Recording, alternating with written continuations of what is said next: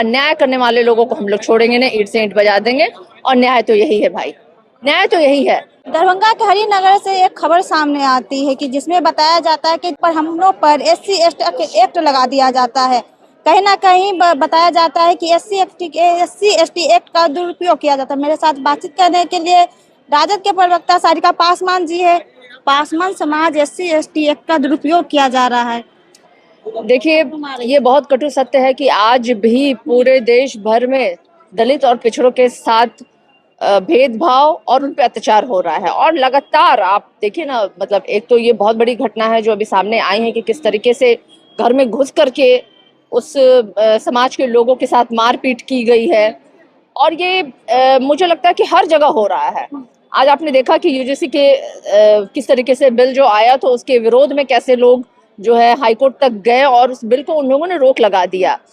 विश्वविद्यालय से लेकर के मोहल्ले, टोले, सड़क, ऑफिस, दफ्तर, कोई ऐसा जगह नहीं है जहाँ पे कि जातीय भेदभाव नहीं हो रहा है। और ये बहुत बड़ी सच्चाई है। और इसी लिए बाबा साहेब ने संविधान में सबों के लिए बराबरी का अधिकार दिया। और SC ST एक्ट जो है उस समाज के लोगों के लिए, उनके हित के लिए बनाया गया था।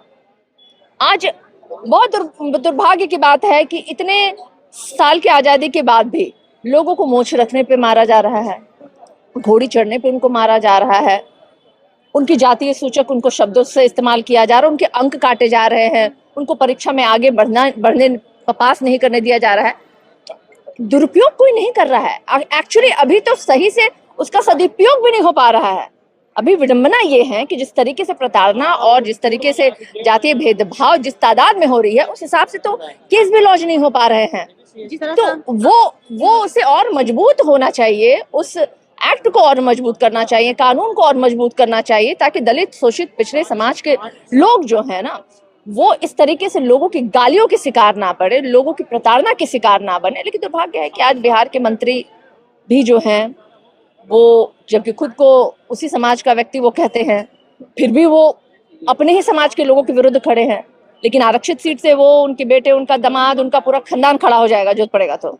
लेकिन जब गाली देने की बारी आएगी तो ये लोग उन्हीं लोगों को गाली देती है। तो ये वो लोग हैं जो खुद एक ही थाली में खाते हैं और छेद भी करते हैं। चाहे मैं जो भी हूँ, हमारे दलित समाज से आने वाले जो भी हैं नेता जो अभी सदन में बैठे, मैं उन सबको, सबके लिए बोल रही हूँ कि वो सब एक लोभ और लाभ की राजनीति करते हैं, स्वार्थ की राजनीति करते हैं। सब आरक्षण से जाते तो हैं जरूर, लेकिन आरक्षित सीट पे जीतने के बाद जाते हैं तो अपने ही लोगों की लड़ाई वो लड़ नहीं पाते। तो ये दुर्भाग्य तो है ना। तो कौन है जो उपयोग कर रहा है, कौन है जो सदुपयोग कर रहा है, कौन है जो दुरुपयोग कर रहा है, ये है, सब लोग जानते हैं।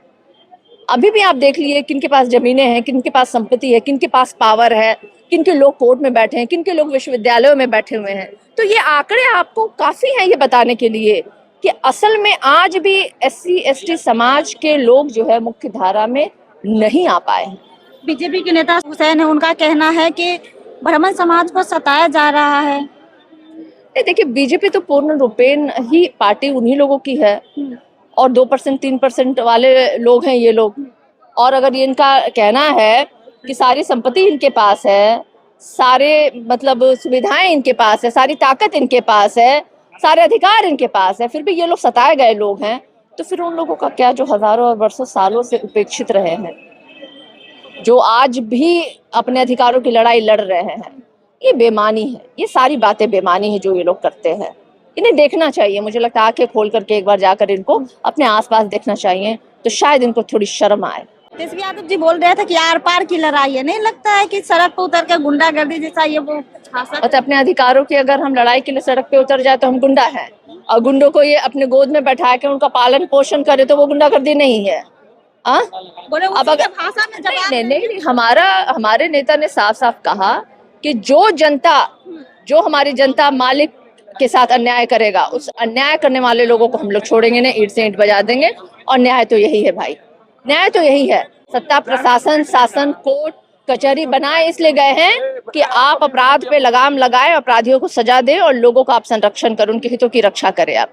लेकिन जब सरकार ये नाकाम हो जाएगी और जनता जब हमारे पास आएगी तो निश्चित रूप से हम जनता के साथ उनके समर्थन में खड़े हैं, चाहे सड़क हो, चाहे सदन हो, हर जगह हम लड़ाई करेंगे, लोकतांत्रिक तरीके से लड़ाएंगे, क्योंकि हम लोग गुंडा मवाली नहीं है, गुंडा मवालियों को पालते नहीं है। ये काम जो है वर्तमान सरकार का है, वर्तमान सरकार करती है। जी, मेरे साथ बातचीत करने के लिए राजद के प्रवक्ता सारिका पासवान जी थी। अपनी बातों को खुलकर रखे। बाकी इस पूरी बातचीत पर आपकी क्या राय, कमेंट बॉक्स में जरूर बताइएगा। धन्यवाद।